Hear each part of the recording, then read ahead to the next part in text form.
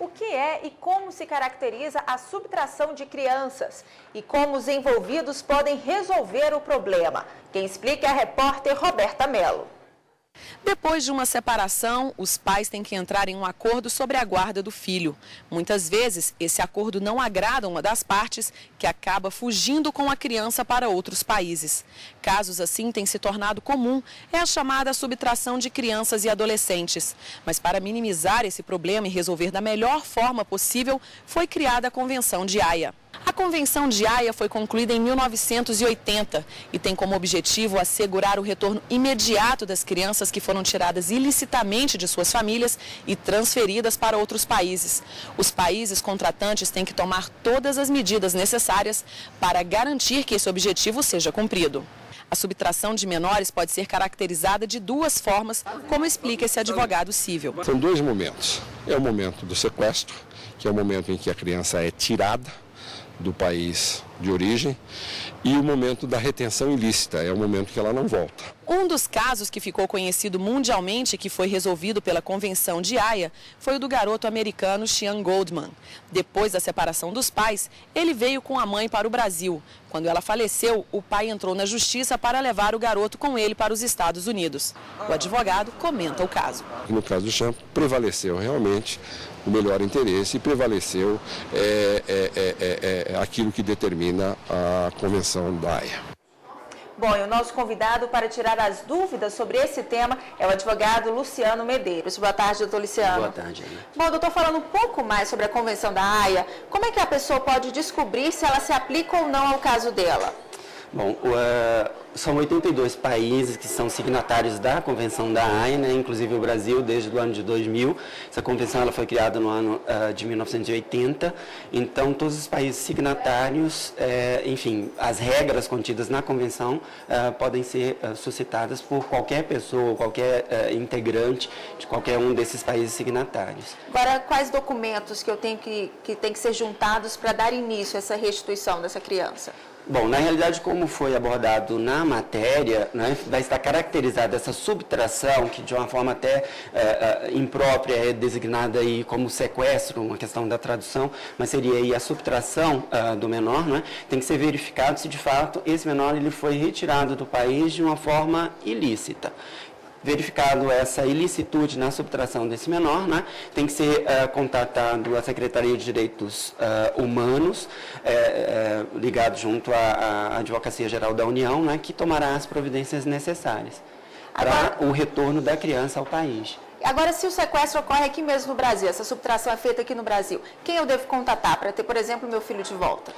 O que primeiro deve ser verificado é se realmente já foi decidido acerca da guarda desse menor, ou seja, já se estabeleceu judicialmente quem detém a guarda, a custódia física dessa criança. No caso de já ter sido decidido acerca da custódia física, né, o pai ou a mãe que tiver o filho subtraído pelo outro genitor, né, pode contatar a polícia e a polícia ela vai tomar as medidas para devolver essa criança. Agora, se não tiver sido decidido judicialmente acerca da guarda, realmente é necessário se iniciar esse procedimento da guarda do filho, ou seja, para se decidir quem detém a guarda física. Enquanto isso, se o filho estiver com o pai, por exemplo, que o levou ilicitamente, a briga vai ter que correr na justiça. Sim, com certeza, mas pode-se tomar algumas medidas cautelares uma medida cautelar no sentido de buscar e apreender esse menor, desde que seja caracterizado que, de fato, ele já tinha uma residência habitual com determinado genitor e que foi subtraído, né, de forma inesperada pelo outro. Ok. E vamos a uma pergunta sobre esse tema de hoje, subtração de crianças. Confira. Evilã, sou manicure. Mesmo com a guarda compartilhada, o pai ou a mãe é obrigado a devolver a criança? E então, depende de como está estipulado, né? Um primeiro ponto vale ressaltar aqui que a guarda compartilhada, na guarda compartilhada, o que se compartilha é o poder de decisão acerca da condução da vida do filho. Isso não se confunde com a custódia física, que mesmo na guarda compartilhada ela vai ser atribuída a um dos pais. Então, um dos pais vai ter a custódia física do filho, cabendo ao outro em conjunto, compartilhando o poder de decisão. Então, aquele que tem a custódia física é que detém obviamente, a guarda física do filho. E se ele for retirado deste pai, ele pode, obviamente, entrar com essa ação de busca e apreensão de incapaz e, enfim, ter esse filho devolvido. Com relação à subtração internacional, o Brasil cobra alguma taxa para fazer a busca dessa criança? Não, na realidade não. Enfim, aquele pai que teve o seu filho ilicitamente abduzido ou subtraído, ele pode contatar, como eu falei, a Secretaria de Direitos Humanos, ligado à AGU, e eles vão tomar as iniciativas. Não vai se decidir a guarda, mas o que se decide ali é se a criança foi ou não subtraída ou retirada do país de uma forma ilícita. Verificado isso, ela tem que ser devolvida para o país de origem, para lá se discutir acerca da guarda. Ok. E temos uma outra pergunta. Oi, meu nome é Terezinha, sou professora aposentada. Vou fazer uma pergunta para o advogado. Se a criança não quiser voltar, ela pode ficar com o pai que a levou? Então, doutor, nesse caso, a vontade da criança pode ser levada em conta? O Estatuto da Criança e do Adolescente, ele estabelece que quando a criança ela é colocada numa família substitutiva, que se assemelha a uma situação como essa, ela vai ser, sempre que possível, ela será ouvida, vai ser utilizado ali, uma equipe interdisciplinar também que vai auxiliar o magistrado na decisão. E esse mesmo dispositivo ele estabelece que as crianças maiores de 12 anos serão ouvidas nesse caso. Então, pode-se tomar essas regras por empréstimo numa decisão como essa, onde está se discutindo quem vai deter a custódia física do filho. Então, a criança maior de 12 anos, certamente ela será ouvida. Se ela já tiver um certo discernimento, o juiz ele pode utilizar também, enfim, a decisão, a vontade dessa criança, para consubstanciar a sua decisão com quem ele vai ficar. Mas o que tem que ser observado é que a criança ela deve ficar com aquele que demonstre maior capacidade ou aptidão para uma condução salutar enfim, da criação desse menor. Ok, e vamos para a próxima pergunta. Eu sou o Bruno, sou estudante. Eu queria saber se quem levou a criança é penalizado de alguma forma. Então, subtração de criança é crime? É crime, do ponto de vista penal, tem as sanções penais. O artigo 249 do Código Penal brasileiro, ele estabelece uma pena para aquele que retira, subtrai, um incapaz daquele que detém ali a sua guarda. E enfim, essas sanções criminais, elas podem ser, inclusive, impostas ao pai ou à mãe que retira ilicitamente o filho do seu guardião.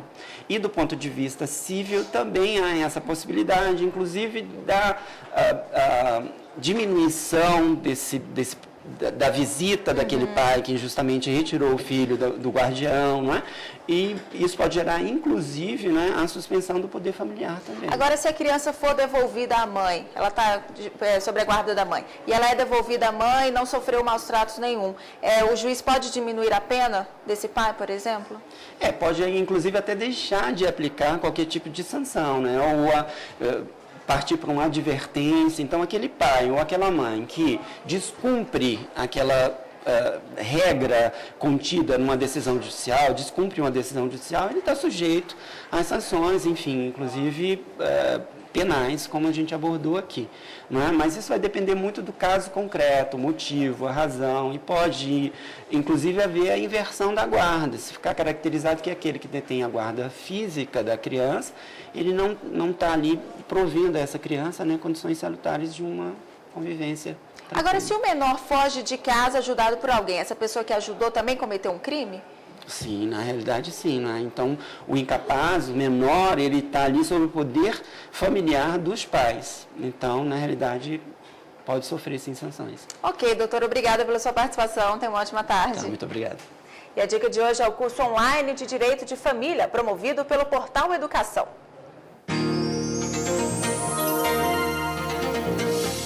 O curso começa dia 17 e tem duração de um mês. O objetivo é oferecer aos interessados atualização das leis e entendimentos da Justiça sobre questões de família.